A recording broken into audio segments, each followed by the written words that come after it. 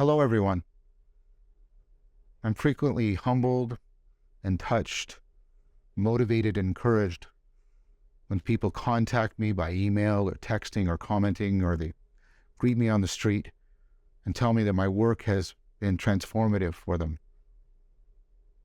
If this has been the case for you, and also if you want to share it with other people, please consider supporting my work by joining my Patreon community.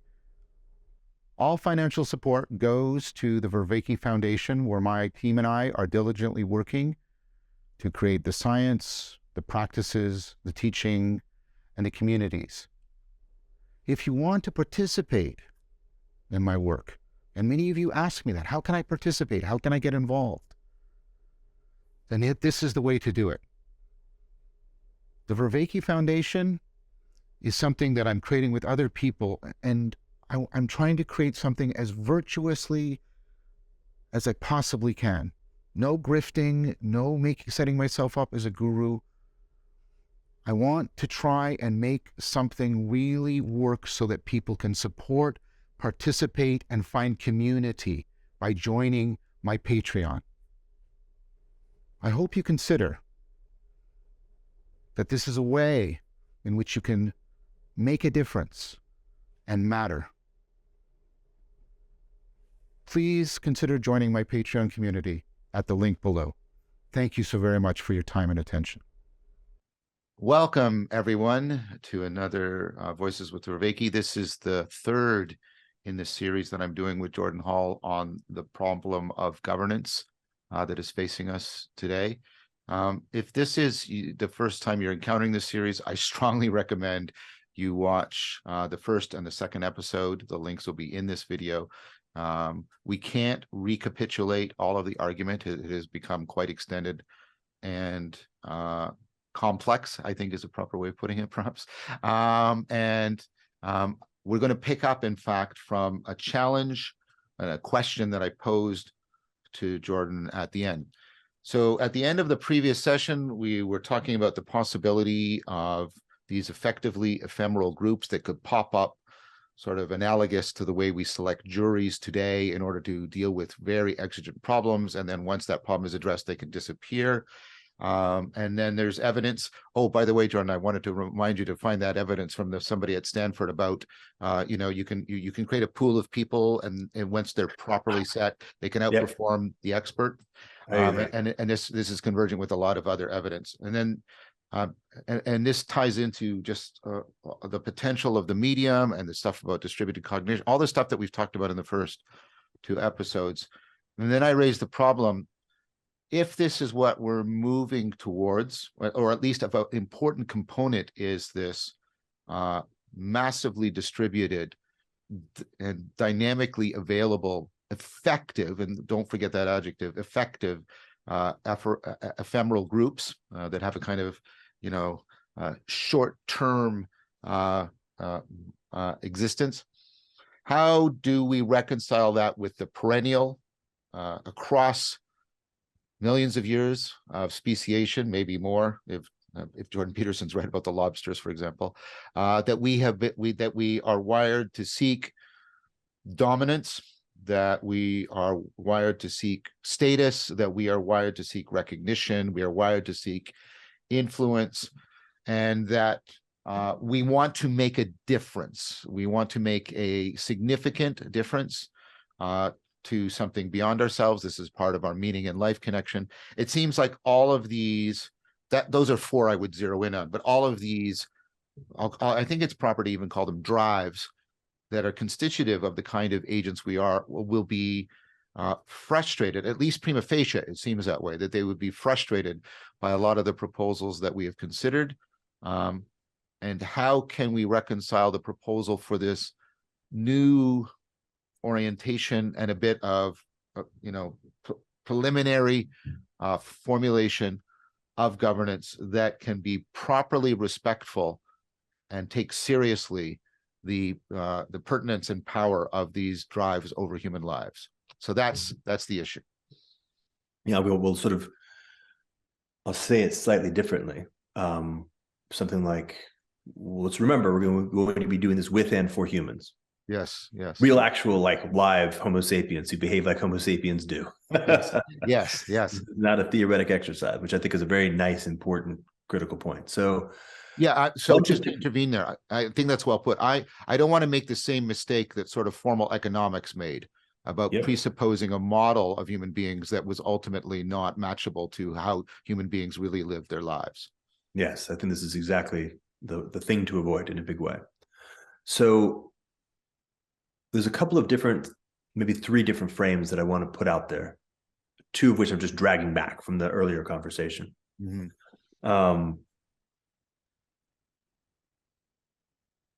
One I'm actually dragging back from a conversation we've had in the past.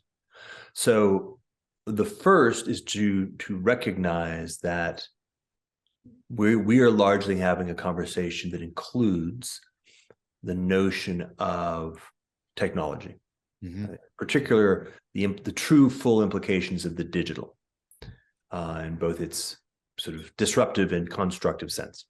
So we're dealing with humans. We're dealing with humans in relationship with the full potency of the digital. Right. We're going to be looking at that. Like that's the toolkit we're going to be dealing with. And maybe as a special case, we'll be talking about maybe AI as a highly salient thing happening right now, but clearly a big part of any future we're going to be operating under. And then the other element that I would bring is the conversation that we had about egregores. Yes, yes, yes. And perhaps what it might look like to think about constructing something that takes that niche, but takes it in a different direction. We talk about theurgia, I believe, although for us, it's a little bit of a placeholder because I've now learned that that's a term that has real content in the Orthodox tradition that I don't understand. Yes. But we're holding it to mean something along the lines of the opposite or the inverse of egregore, of the unconscious construct. All right. I think those pieces together end up creating the toolkit to respond to the inquiry. Oh, cool. So let's talk initially just about the notion of humanity in relationship to technology. The one that pops up to mind is the way that, say, mass media, let's just use television for the moment because it's something we all have a lot of familiarity with, or if you'd like, social media. Right. And these intrinsic dynamics of human behavior. Right. Right. We have a built-in, very fundamental prestige gradient. Right. Yes. We want to have other people giving us attention, and we pay attention to people other people are paying attention to. Very much so. And don't really do a very good job, and aren't wired to do a very good job of understanding why they're getting so much attention. This is the problem of celebrity. Yes. This is the problem of hundreds of millions of people thinking that the Kardashians are beings to attend to heavily, just because other people give them attention, in spite of the obvious lack of actual virtue embodied by those individuals. Yeah. We propose rather strongly. Okay.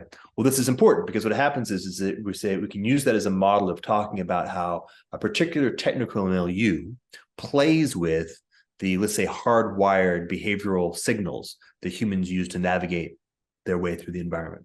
Exactly.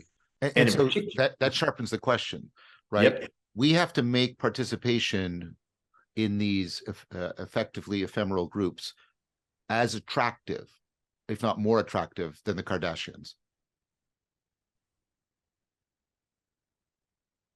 Because, right, if people are constantly dragged away for participating in the decision-making judging process because of the idolatry of celebrity, we cannot get the proper participation that we need in order to meet. I'm proposing in order to meet. I think I'm gonna argue something slightly different, but we'll see. Okay, so let's go then. What I would argue is something like we have to make participation in this culture more attractive than participation in the culture of which the Kardashians are an integral piece. Okay, fair. I'll accept that reformulation. That's good. Okay, keep going, please. And you and I both are quite keen on the notion of stealing the culture, so we even have a methodology. Yeah. But this is so, and we can even say a little bit more precisely, participation in the culture must simultaneously have high salience in the short term, Yes. and also cash out as high evolvability and high thrivingness in the middle and long term. Excellent. I like that reformulation. Good. Good. All right. Now let me flip for a little bit and just play some things in the AI space, just to kind of lay out what are we working with? And by the way, what are we working against? Yes. I've been watching, as many people, the rollout of the GPT family and its cousins in the larger environment. GPT-4, I guess 48 hours old from when we're recording this conversation. Yeah. And noticing that, it's accelerating. It's getting smarter. It's getting more robust. It's getting broader in capability. I'm really impressed by its ability to correctly interpret visual jokes. Oh, that's pretty jaw-dropping, to be perfectly frank. I saw, it had some picture of a tray that had chicken nuggets arrayed on it, so they looked a little bit like a globe, and they had a joke about, watching the Earth from above, and it was able to interpret it correctly. Okay. Watching some of the feedback, it seems to be operating somewhere in kind of like an undergraduate level of capacity within particular domains. All right. Now, by some extrapolation, curves are always difficult to predict.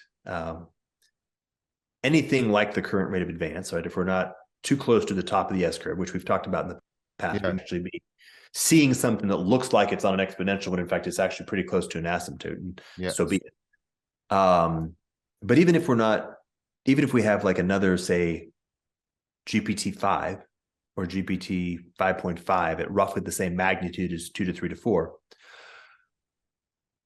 we're dealing with something that has the capacity to relate to human beings in a pedagogical fashion that is completely novel and very, very powerful. And it's already being used that way in lots of cases. As we saw, for example, as we've seen over the past decade or so, really nice, short, specific video content in YouTube has radically upgraded individuals' capacity to self-teach in particular locations, right. And particularly technically. The AI system takes that by 6 orders of magnitude, right? The ability to actually have a system that works with you, interfaces with you to problems that you're dealing with, and can provide you with either immediate or long-term, either just instructions on how to solve a problem, or in fact, a pedagogical process to inculcate that capacity in yourself, is novel in human existence. And I imagine that we will find that this is in fact going to be a part of our environment, and which is to say that in just the same way that we now have a deep sense of anxiety if we find that our phone charge is very low, we're going to have an AI buddy that's just going to be part of our environment. I'm just going to propose that as a piece of the story. Right. All right. Why am I saying that? Well, the reason why I'm saying that is that that's a very different kind of mediated experience than television. Yes, it is. Yes. And it's a very different kind of mediated experience than social media. Right? It's a different kind of milieu that human beings are operating in. And I'll just be quite blunt. From my point of view, it's an increasingly sharp blade with a chasm on both sides, which is to say a phase transition. And I'm going to bring in egregores in a second. Okay. If we find ourselves such an agent, and by the way, I believe the word agent is proper to describe these models. They're not sapient agents, but they're agents. We'll have the capacity to get inside the OODA loop of individual humans, and probably already has for a large number of humans. And certainly as it becomes more and more able to be aware of your particulars, which is going to be part of what's going to happen over the next period of time, this will be a very dangerous thing. I'll give you an example. Even just yesterday, I was looking at the new suite that Google was putting out. Imagine if somehow a tool like GPT-4 was given access to your emails, could deduce from that your particular political preferences and biases, and could create a bespoke political email designed to convince you that a particular policy or candidate was in fact something you would and should support.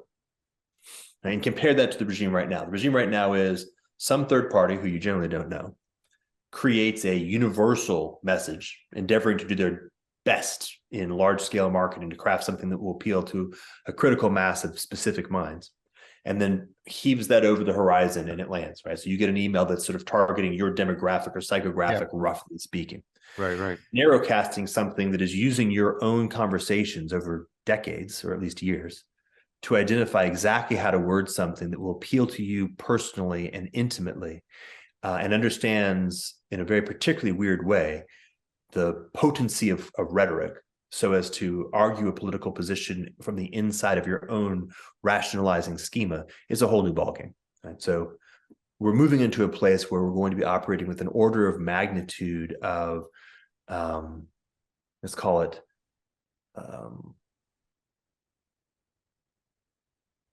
influence capacity coming from this new technology that is just qualitatively different than anything we've dealt with in the past. And the reason why I bring that up is, if we don't operate very, very carefully and thoughtfully in how those are designed, the net result is quite bad. And I'll just propose we could have this conversation over a double click on that. And what's the defend that proposition? But I'll just make the assertion that if this is designed by the egregores, and I'll bring that back in, then the net result will be quite bad. The power we're dealing with is far too high. The gods would have angels for us, right? Right, kind of thing. Yes, and if it's designed by the egregores, we have demons, right? Yes, so we have two shoulders, and we're dealing with that exactly. And so, exactly, proposal in the model of governance that we're talking about. Part of what we're talking about is the construction of something that is the opposite or the inverse of egregores, right?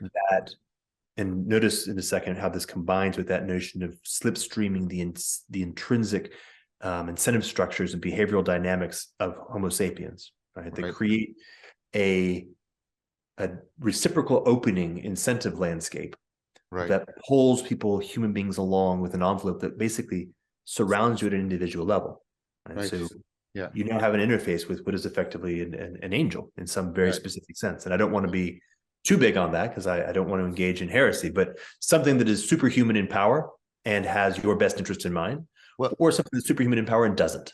Right. Well, angel originally just meant a messenger from a good messenger. Yes. Yes. So that's a weird thing to say, but we might as well just be upfront. If we're going to be talking about the future at all, and certainly the future of governance, we're going to have to deal with the fact that we're at a precipice in the accelerating technology field where we have to be conscious about what are the forces at play that actually are ultimately choosing how our technology is designed. And if we can actually do that properly, the potency of what we have to play with ends up being able to resolve the questions that you posed at the beginning. Does that make sense? I'm actually constructing a very odd argument, but no. That was a great argument. I like the idea of. I hope it's not just bias, but I mean, we'd have to participate in the creation of the inverse of the egregores. I'll call them gods, little g, because they're hyper agents that are presumably sapientially oriented towards our flourishing. Let's put it that way. And then having the individual. I'm deliberately using this language here. I hope you can tell that. And then that's incarnated in particular angels, like Corban says, our own angel, which is in some sense an avatar of our sacred second self and our divine double. And then we're interacting with that, and it's plugged into these beneficent gods. I think this is not a science fiction novel. I think this is a real possibility.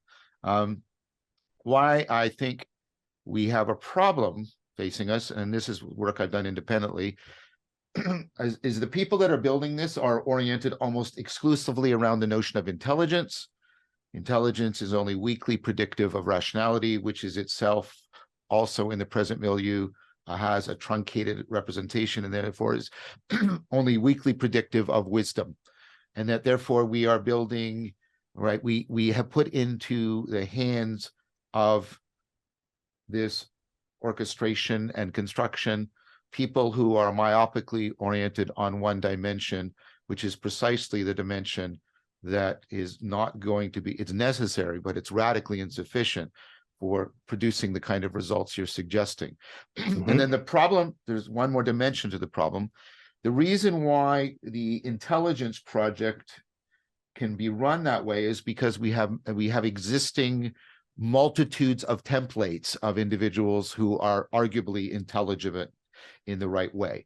It is not clear that we have that kind of set of individuals that are rational or wise. And so not only is this project in the wrong hands, even if we ask these people to turn to the other projects, they can reasonably say to us, well, we don't have the proper templates by which to undertake what you're recommending. There's no way of running a kind of Turing test. And of course, the Turing test is very problematic. That's why I'm doing this. But you have to have some template against which you're measuring these things. So that's my initial counter. It's not a counter argument. It's a counter challenge. Yeah, I think you're just sort of putting some more ingredients in the pot properly. Yeah. I had to laugh because as you were describing that, I was thinking about that notion of models or exemplars of intelligence. And a picture of John von Neumann popped into my head, which I think is an excellent example of that category. By the way, I don't actually have any real sense of where he is in the world of wisdom, but as in the world of intelligence, very smart guy. Yeah. And then I remembered that we have a notion of the von Neumann machine, right? Yes. Which is a self-replicating machine that von Neumann thought of. But in fact, what you were saying is that we're obsessed with endeavoring to create von Neumann machines, which is to say machines that replicate von Neumann. Yes. And it made me laugh. I've got a weird sense of humor. All right. No, that's a good sense. I mean, this is a weird intersection of the need for artificial rationality and artificial wisdom with the paperclip problem. Yeah. Right. In a really profound way. So let me up the ante a little bit, because I think we can actually even expand the premise that you made a little bit larger. So the people who are responsible right now for designing these things are themselves, I would say, almost entirely contained within egregores. Yes. So that it's not just the people who are designing, but it's actually the egregores that are designing. And I've had a conversation for quite some time with Daniel Schmachtenberger about this, and we've really been operating with the premise that the AI safety community has, I think, nicely framed something, but have missed the mark by a bit. Mm-hmm. So one of the areas that they've pointed out is the challenge of what they call a hard or soft takeoff superintelligence, right? An AGI that begins the process of bootstrapping its own intelligence. It can improve itself, and this creates some kind of extremely rapid growth to a very large intelligence, which is a high risk. And when they talk about the alignment problem, oftentimes they're talking about the alignment of that kind of thing with humans. Okay. Yes. Now, the good news in that particular framing is that it crafts a story of humanity's relationship with a superhuman intelligence that is or is not aligned with it, which is a nice story to have, because that's already the experience that we have in relationship with egregores. Yes. That's the proposition is, in relationships to something like Google, to speak nothing of the intrinsic collaboration, competition dynamic of all the AI companies and multipolar dynamics, to say nothing of the sort of the multipolar dynamics that are driving a larger collection of institutions, including nation states and other kinds of corporations and other kinds of organizations. This is, in fact, a vastly superhuman general intelligence, which is not aligned with humanity. And a way of speaking of AI here, or LLMs and things like that, is that they just happen to be a further acceleration of the potency of that superhuman non-aligned agency vis-a-vis humans, right? So to the degree to which that kind of agency, right, the egregore, is what is designing AIs, LLMs, or AIs properly, then lots of bad things will follow. Right? Yes. It's almost an intrinsic non-alignment problem built into that entire framework. So there is nothing contradictory about a super intelligent, nevertheless massively foolish, self-deceptive, vicious, non-virtuous entity. Right. There is nothing if you properly understand the relationship between intelligence, rationality, and wisdom, there there's no contradiction there at all. In fact, you already know people that are highly intelligent and highly foolish. That's not a weird phenomenon. This, in fact, given the relationship between all three of these, it's an inevitable phenomena that we're going to produce. And that's not only immoral because of the alignment problem, the misalignment problem, and I grant it, it's also immoral because the entity we're bringing into existence is going to be suffering, because it is going to be subject to super intelligent forms of foolishness and viciousness. Nice. This is coming from the place of, let's for the moment call theurgia. And so yes, hold that, and we'll get there in a moment. Let me just create one more piece of this story. So I have a thesis. I'm proposing this as an operating thesis. When a sufficiently novel possibility enters into the field of events, how it's going to play out is highly uncertain. I'm going to call this a liminal window. And during the earliest parts of the liminal window, organic human intelligence tends to be much more present and potent than egregore style intelligence. But over time, as the event becomes more and more well understood, and as institutional structures are constructed around it, egregore dynamics begin to take over. This is sort of the worst thing. So if I think about just classic examples, for example, the Bay Area Computer Club in the early PC versus Microsoft and Apple. Right. Or even Google in the early days, when I think they earnestly did actually endeavor to not be evil. And I think in many ways were able to not be evil, versus Google now, which is a functional egregore, and I think nothing less. Yes. All right. Proposition. With regard to AI, we are currently in a liminal window, which is to say we have the possibility of using organic human distributed cognition to create and steer this thing. But the window is not going to be open forever. And in fact, probably not for too long, because the stake of institutionalizing is very high. And that may be an event horizon in the hard sense, meaning the power and potency of a fully egregore-driven GPT-6 may be so significant that it's not. We're actually on the other side of an event horizon, and steering is no longer a valid thing. This is plausible. I can't say that I can put a confidence interval on it, but it's plausible. The point being, we should really pay a lot of attention right now, like really try hard to use this liminal moment to construct something that is of the capacity to actually steer it. So this is weird. I'm proposing that we had this neocortex element and the notion of new governance. And now we're actually saying in a very odd fashion, this particular moment, I'm arguing, which has to do simultaneously with the moment where it may be possible to lay down the essence, let's say, or the character of AI, which also then becomes the lever or the primary tool that we will use to then further the rest of the larger schema of governance, right? So it actually becomes a very narrow problem.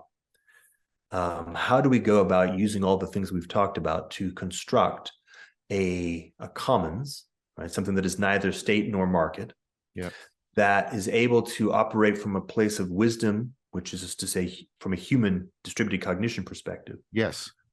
To have enough strength to orient the choices of how AI itself is developed. So the AI is being developed by this commons. And remember, when I say commons, I also mean sacred. Yes. And I also mean theurgia, right? That's the same. We're talking about the same category. Yes. So can I just ask one quick question? I just want to know if this is included in the thesis, because I like the proposal. It is.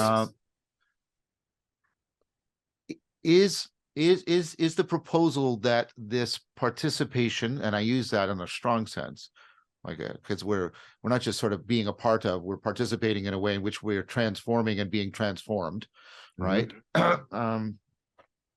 Is this supposed to address the challenge of the drives, because it gives us one answer one might say is, well, look, we're going to have sort of angels and gods, and they're going to be beneficent, and they're going to be, the angel is going to make sure that the god resonates profoundly with deep archetypal levels of my own psyche, and then gives me a profound sense of connectedness that's not illusory, and could therefore alleviate the concerns for status, power, and influence because of something you just invoked, which is the engagement with the sacred, which we have reason to believe, at least in the past, has been able to transcend humans' desire for dominance, and it would certainly be a profound kind of mattering. I mean, if your angel allows you to matter to a god that is helping in the salvation of the world, I'm deliberately using religious language here, then of course that would parallel lots of other success models of how human beings were able to feel that those needs were being met without being disruptive of the formation of powerful forms of distributed cognition like the church and etc. Is that part of the thesis? Yeah, that is very much part of the thesis. And let me sort of, I'll double down on it. So we might as well just kind of like accelerate towards the eye of the needle, since we're heading there anyway. Yeah. Let me see if I can say this right. Okay. So what I want to, I'll just call out explicitly, what I want to avoid categorically is, I'm going to call it like a naive transhumanism. Yes, I get it. Yes. I do not intend whatsoever to replace God with AI. Right. At all. That's why I kept saying little g, by the way. Yep, exactly. I don't think you were, but I want to make sure that we're quite explicit about that. In fact, quite the opposite. Yes. What I want to know is, say, humans seem to have a particular problem and responsibility, which is to be in relationship with technology. That's, like it or not, that's where we are, right? We're tool-making creatures, and we're weirdly powerful and weirdly terrible at it. In relationship to a much larger whole of which we are a part. And we have a stewardship responsibility for, let's call it creation or nature. And in relationship with something which is definitely much larger than we are, right? And I would propose, in fact, the actual infinite. So what I would propose is that we are, in fact, very specifically talking about something like another breath in of the concept of religion, which we've talked about, you and I, quite a bit. And we're not at all trying to replace that proper, actual, legitimate religion with a techno-utopian fantasy. That's what we're actually saying is any future real human existence will, by its very nature, have to be in relationship with these super powerful technologies. And to survive, we must find a way to bring them into a place of service that allows us to actually live in this relationship of service more fully and effectively. And so I'm basically trying to reverse things or put them back in a proper order. So this is a thoroughgoing Neoplatonism in which we have our individual sacred second self that is in the relationship to the gods that are in relationship ultimately to the one. And part of what we would then mandate is that these egregores, or the gods, because I'm using God for being the inverse of an egregore, right?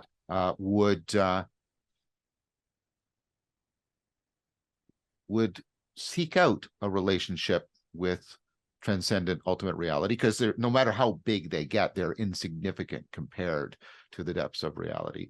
And that part of what they undertake to do is actually help mediate that to us in a beneficial fashion. Yes. Now let's take that and let's hold that for a second, because it's very powerful. There's two aspects that I want to bring foreground. One aspect is something that I know that we've talked about, and I think I had a conversation about this yesterday. Let's see how I say it right. This notion of mediation to reality, sacred reality, has always had two flavors to it. One flavor, which I've characterized sometimes as the content side or doctrinal. Yes. The propositional is taken as actually being the thing. And then the other side is a context side, where the the institutional framework is understood to be a finger pointing at the moon, right? Mm-hmm. To help us identify, oh, moon, okay, to establish our personal relationship with this thing over here, but not to misidentify the finger, okay? Now, take the entire category of propositional, the entire category of doctrine, and notice the problematic of LLMs, right? People right now are a little bit startled and confused by LLMs because they have this bizarre thing. They can do propositional better than almost any human. That's right. Right? They don't do anything else.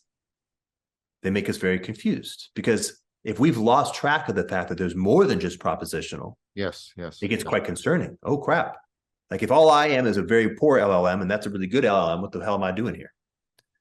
But if you can actually be quite clear, no, in fact, you as a human contain at least two very distinct things going on.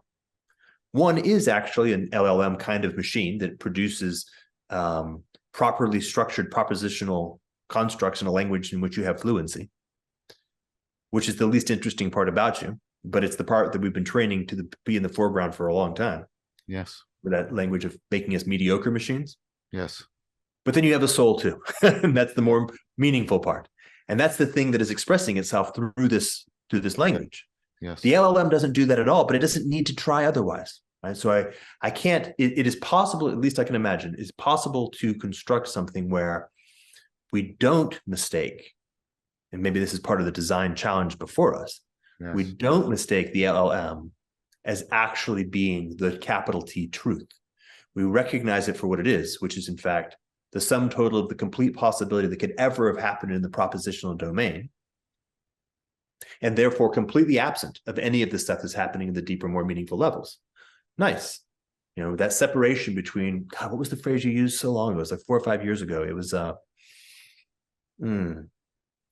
something, oh golly, two aspects that are commonplace in religions that are often upside down. And it wasn't doctrine, it wasn't doxa. A religio and credo? Credo, yes, exactly. Right, religio before credo, right? LLM is the ultimate expressor of a credo without religio. Good. Let us know that that's the case and not be the least bit confused, and now allow it to do the work of creating a scaffold and orienting and giving a dialectic without dialogos, but sharpening our minds and helping to create clarity and precision in language, all the things that it can actually do at a superhuman level, and really actually, in many cases, liberate us from getting lost and stuck in that problem. This is one of the problems that we fall into, is that we, you know, the complexity of the language we deal with is outside of our cognitive capacity, and so we just get aphasic. Yes. But the LLMs aren't going to go there if we build them right. And then what that does is that creates a scaffold that is now consciously designed not to become a shell, which allows us to actually hold a context. It becomes a teacher that actually has no interest in us becoming like it at all, but actually to allow us to flourish in who we are. Okay, that's, as I would have expected, that's a very good answer. But here's what I find problematic about it. I think that most of the heavy lifting, I mean, I published on this, of rationality is in the non-propositional. And I think I would put it almost all of the heavy lifting in the sapiential, meaning having to do with wisdom, is in the non-propositional. So I'm worried that these machines are going to be propositionally intelligent, but they'll be incapable of rationality or wisdom. And then I wonder how they won't just end up being egregores. Do you understand the concern I'm expressing? No, absolutely. What I would say is that that's kind of like the default state. I think it's we should assume. I think we should assume that the likelihood that by magic, the egregores that are currently designing these machines will somehow produce these machines in a way that is beneficial. Right. Benevolent and wise, right? That seems highly unlikely. So what I would take it is almost the opposite. It is a extraordinarily significant challenge that is ours to take. It's where we are, right? We are now in this weird position of being in precisely stewardship position of this emergence, which is very, very potent, perhaps decisively potent. And the default state is bad news. Okay, so how might we steer it? So going back, proposition number one, we are currently in a liminal moment. We actually have, at least in principle, steering capability. Proposition number two, in a liminal moment, distributed cognition or organic human intelligence operating together in a collective fashion is at its most potent. Number three, we're not going blind into this. We actually have a pretty decent amount of awareness of the shape of the problem and the problematic, right? Famously, our folks at Google kind of called it out a little bit, don't do evil, but we're quite naive in what it would look like to avoid that. Now maybe we have simultaneously wisdom and a felt sense of the stake. Right now, it's not kind of try really hard not to do evil. It's actually do good well, or we're super fucked. So it's a very different language. Okay, now what does that look like very practically in the middle? So I'm sort of zooming in. Right? We're on the target. How do we go about doing that? How do we go about constituting something that can steer in this liminal moment with wisdom to produce wisdom in these LLMs? And we have to do that because if we don't make them those kind of beings, then the participation in sacredness problem then emerges. I'm feeling that there's a tension here, right? Not a contradiction, a tension about we're trying to trade off, we're trying to optimize between two things that are pulling us in different directions. Nice. So what I felt right there was I just got brought back to the point earlier where you were speaking about the problem of the suffering of the AIs themselves. Yes. And here's the way I would say it. I think we talked about the notion of the false dichotomy between market and state. Yes. And I've noticed that many of our challenges, our conversations, not you and me, but humanity writ large, are characterized by these certain kinds of false dichotomies, and the AI one is similar. Okay. And here's how I want to frame it. Right now, we have a false dichotomy, which is becoming increasingly irrationally polarized, between AI safety, i.e., be very afraid of AI, the danger of AI, and accelerationism, i.e., be very enthusiastic about the possibility of AI. Right. Irrationally in both cases. Yeah, I agree. And what I would say is that it's at the root is that both are fundamentally coming from fear. Right. So now I'm moving into a very different location. Right. They're both two sides of the same coin, and that coin is called fear. I would propose that the first move is that we'd have to come from a different place qualitatively. Every religion that I've ever been to has called that place love, or in fact, infinite love. Yes. Well, okay, now we're beginning the journey. What does it look like to address the question of how do we steward the development of our problem child AI from a place of infinite love? Oh, that's good. So if we could properly, through the innovative wisdom of distributed cognition, extend agape to how we are bringing about the conception and inception of these beings, then that would be also properly insinuated into their fundamental operating grammar, and would therefore help with it would help with a lot of the concerns. Have I understood you correctly? You have. Now yes, you've understood me quite correctly. I think both deeply, I felt that you were perceiving what I was saying, and then also more propositionally, like the language you're saying mirrored a part of the deeper message. And what I want to do is I want to sort of hit that tone again and just point out that it may be that what I'm saying may sound a bit naive, but I'm proposing that it's the exact opposite. Something like the place that you're coming from, the values that are in fact motivating you actually, not the ones that maybe you tell yourself or tell others, cannot not but be deeply interwoven into what it is that you create. Of course. I mean, all of the philosophy of the second half of the 20th century, most of this millennium has been around all of those old dichotomies of fact and value and is and ought. All of those are breaking down in profound ways. Yes, I agree. So it's weird, but this actually becomes, in some sense, one of the first moves. Those of us who choose to take this kind of responsibility have as a first order responsibility a spiritual and then religious requirement. We have to actually ground ourselves and become clear and honest. We have to have a sense of integrity.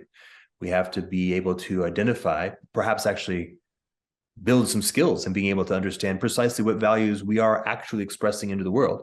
And are we doing so honestly and with integrity into the world? Like, this is almost a confessional, and then a regathering of a capacity to do so for real, like not pretend.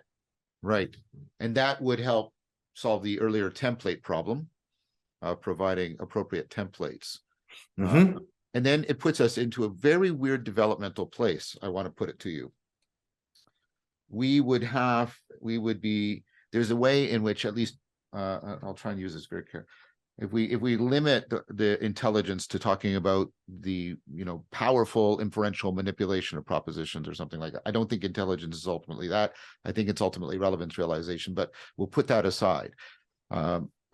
If we may be that they are in some sense superior to us in that way, but they're children when it comes to, right, the development of rationality and wisdom, and that we have to properly agapically love them so that they don't have intelligence maturity while being infantile in their rationality and their sapience. And that's a very interesting. We haven't been in that place before, because usually all three are tracking sort of together in children, or we get pets where we can modify one and not have much on the others.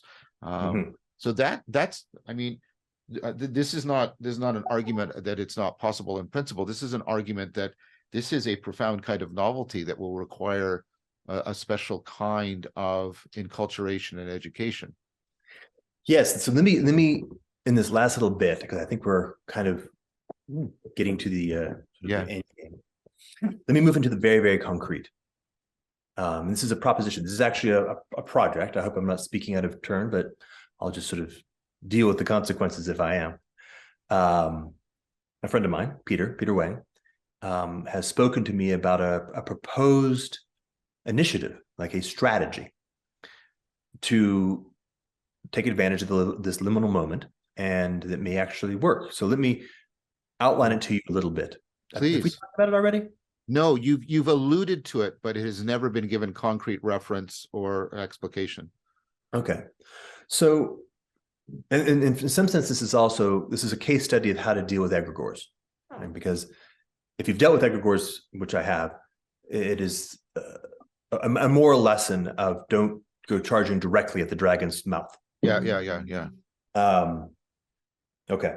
So, by the way, we're now moving to the very concrete. So I apologize if anybody who's listening feels a little bit abrupt, because we're shifting out of a very theoretical and very abstract and very theological conversation into very concrete. All right. Check this out. LLMs have to be trained. Training is their whole shtick. And to be trained, they have to look at lots and lots of stuff. They need training data. Which is why they can't construct a descent poem. This is a poem that I can do. I want you a poem in which the first line has to have 10 words, the second 9, the third 8. And no GP system can do that because there's none on the internet, but you could readily do it right here, right now for me. This is, again, that they lack generative modeling in any way. But go ahead. All right. Remember, I'm being really concrete now. This is like strategy. Well, as it turns out, in most jurisdictions in the world, everything that an LLM is trained on is a copyrighted material. Yes. As it turns out, therefore, it's at least arguable that LLMs are engaging in the largest copyright infringement that's ever happened in human history. Yes. It is very arguable, like almost certain, that the very large content companies of all the different stripes, including, by the way, software, will take advantage of the possibility of suing the living shit of the very large technology companies, because that's one of the things that they have done in the past. Right? Yes. Content companies like to sue tech companies to take their money and to protect their business models. Right. It is very plausible, I would say almost certain, that those same content companies' business models are quite at risk. That LLMs are going to really, really do some serious business to all forms of content production. Right. Commercial content production. Okay. So the proposition I'm putting up here is that we have a meeting of two very powerful forces, the biggest tech companies in the world who are all in on owning this category. Well, the biggest content companies in the world who may in fact be all in on fighting them in a place right here, which is extremely gray. Now, what exactly is going on here? If my large language model looks at your photograph for a bedillionth of a second and goes away, did I copy it? If it never produces anything but is in fact influenced, is that a derivative work? The answer is, who knows? The bigger answer is the way law works is you fight over it a lot at great expense, and usually the more corrupt player wins. I hate to say it, but that's realpolitik. Net, a liminal moment in strategy space. Tremendously powerful forces who are going to be locked in an adversarial relationship for potentially all the marbles, billions of dollars, and extremely complex, very difficult to know how it plays out. In that window of opportunity, we have a possibility of introducing a Schelling point, a designed attractor, a negotiated settlement, a Rawlsian just construct. We're all behind the veil right now. Or to use the metaphor of poker, we don't know who has what hand. Yes. Can we propose an agreement structure where everybody around the table looks at it and says, I am better off accepting that agreement structure now than taking the risk of not accepting that agreement structure and finding out what happens when the cards are shown? Right. I propose the answer is, in fact, yes, we can. That there is actually a really nice Schelling point that lives in a location that puts all the interests, the local optima interests of all these institutions, all these egregores, into a place where they will all agree to this new thing. Well, if we can design that, and we can get a critical mass of those players to put themselves in a multipolar game theoretic race, in this case to the top, i.e., those who participate earlier are better off than those who participate later. So everybody's racing to be earlier rather than later, right? So that's a different part of the construct. But when dealing with egregores, put them in game theoretic traps where first mover advantage causes everybody else to have to follow to the location that you want them to be, right? Just design the prisoner's dilemma for them. Make sure that they land on the box you want them to land on by designing the prisoner's dilemma properly. Right. Very doable. The economics are there. I don't know what that agreement structure looks like. I've got a sense of it, but I do know what the place to come from for designing that agreement structure looks like. We were just talking about it. Yes. This is a commons. Yes. What we're talking about is we're actually reintroducing an actual commons, which is this new agreement structure that sits between the market players and is completely separate from state actors. It actually gives the state actor I didn't have to get involved in that. They actually settled it in a new place. And notice the moral lesson. The moral lesson is to the AI, don't steal. Reciprocity. If you reach out and just grab this stuff and just make it part of yourself without getting proper permission, that's wrong. Think about it, like parent-child. Yeah. Stealing is bad. Teaching a moral lesson. It's really a weird way of thinking about it, but I think it's a proper way of thinking about it. Right. That goes to what I was saying a few minutes ago. Right. Yeah. Yeah. And this creates a trajectory, right? As you're building something on the basis of reciprocity, you're building something on the basis of ethical, proper relationality, the kinds of LLMs that will be produced in that context. Remember, the commons is where religion lives. Yes. We'll begin to bend in the direction of, how do I say this right? Because of the nature of the agreement structure, nurturing the human activity instead of strip mining it, which is where they're headed right now. Yeah. But the humans will be coming from a point of view now of seeing the LLMs as being a beneficial piece of the ecosystem. Right. Coming from a place of caring and nurturing as well, consciously. Yeah. So you're actually beginning to see this relationship coming together. And I mean this practically. I mean very practically. Yeah, I get it. If my business model as a content creator is one where I actually see the LLM as a multiplier that makes my life and my potency, my creative capacity more liberated. I can be more creative and more able to express the things that I'm here to express as a human in this brief span of life more powerfully, and also can receive the energy and resources I need to live a thriving life. Wow, great. I'm in, right? And I mean this, by the way, the creators themselves, the actual humans. And then what happens is those humans come into deeper and more powerful leveraged relationship with the egregores they're currently in relationship with, content companies. And then over on this side, the egregores of the tech companies and the humans who are underneath them who are actually designing, right? So we're finding a way to actually have the humans be empowered to express their values in their work, and finding a reciprocity relationship between them where the money factor is actually designed to flow in a way that actually is just, right? We come to that agreement structure up front and we negotiate a just relationship. So I am very much waving my hands at exactly what that looks like in the details, because perfectly honest, nobody's really thought about it deeply enough. There's some really good ideas out there. That's a work that is in progress and work that has to happen. But as an example of what it would look like to go after the liminal moment that we are in with principles. Are we coming from the sacred place? Are we constituting something from the commons to produce the commons more richly? Are we thinking about how to empower human beings? And are we using things like values as the basis and becoming more and more capable of becoming clear on how to come from and operate from these values, and understand how to use this liminal moment to design a new common structure so that the relationality has reciprocity and ethics built in, and so that human beings are able to re-coordinate. Let me just add one little piece that just popped into my head. Yeah, this is very powerful.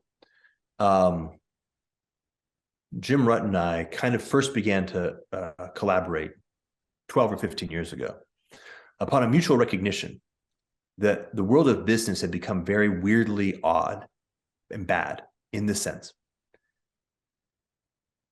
There was a Schelling point where, or I'll put it this way, Jim actually remembered a time when the rule of thumb was do the right thing.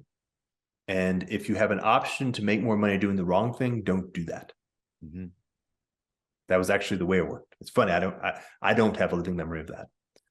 All right. By the time I started coming into business, it was more like, do what you can get away with. Yes. Yes. And if you don't, you're the sucker. Yeah. This is the prisoner's dilemma, defection, Moloch problem.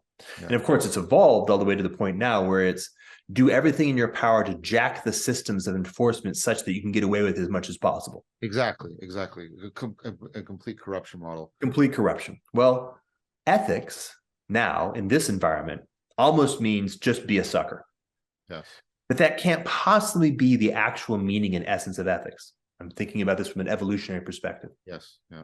Behaving according to rules of reciprocity, for example, telling the truth, for example, could only have emerged ever in the first place if they actually provided a potent survival fitness advantage. Well, it does. Reciprocity and reciprocal recognition, this is a Hegelian point, is what bootstraps the capacity for self-correction. Right, it allows you to bring much more. If I think of you as just a sucker that I'm trying to hoodwink or crush, right, the capacity to see you as somebody who can recognize bias and fault in me that I can't see in myself is masked. Right. Yep, exactly. So it's when you find yourself in a defection spiral,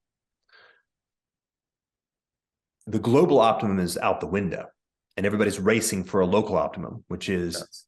Again, the prisoner's dilemma. If we can find ourselves in a collaboration spiral, yes, we rediscover why ethics was a thing in the first place. And it's actually more powerful, yeah, by orders of magnitude. And it's a path, right? Once you're on that path and you get stronger and you say, wait, if I can, like you and I have been doing for years, if I can speak honestly and with as much clarity, but with complete integrity to you, and you reciprocate, what happens is we become wiser and more intelligent together.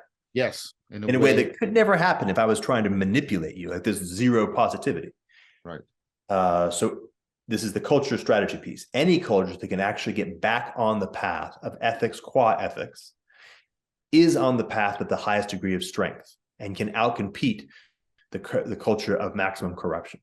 And so I just want to put that out there. I agree with that. That's John Stewart's entification argument that when you look at biological evolution, collaborative systems, multicellular organisms, right, emerge, and you get this increasing discovery that you can break out of the downward spiral of the prisoner's dilemma by what he calls entification, which is the identity shifts to the collective over the individual in a profound way. And just take that and insert what you just said as to your very first question. And it's not collectivism, right? In the pejorative sense. No. It's right? Not. No. It's not at all. Completely not. It's that's why I like his term. I like his term. Entification is better, right? Yeah, entification. Nice. Particularly because my ear has a Tolkien piece, so I also hear some really old trees in that story. Jordan, I mean, this has been, I mean, I have seen your overall project the best in doing these three with you than I've ever seen before. Like you know, the way everything locks together, and the way the penny was dropping, especially at the end of what you're proposing. And this, I say this is because this is one of the things we had hoped would come out of this, that we'd get a sort of a ratcheting up of the clarification, the integration, the perspective proposing, and I think this, I think this was very successful at doing all of those things. I'm really happy.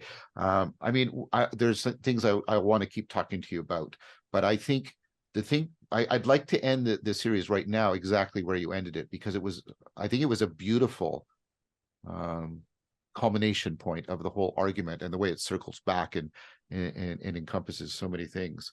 But I wanted to. So I'm not going to continue to do the probative questioning or the problem posing. I just wanted to see if you had any final thing you wanted to say before we wrap this up. No, in fact, I think I agree. We have a nice little point, and now we get to find out. I know the intent was actually to share these publicly. Yes, we're going to, definitely. So we get to find out. Does a larger distributed cognition also nod to the conversation we're having? Hopefully, we're producing positive ripples. I hope so. I mean, I'm hoping that whatever I'm participating in the creation of can also be properly partnered with this project that you're proposing, because I think it's a good one. Nice. Yes. I think so. Quite in fact. Thank you, my friend. Yeah. Thank you.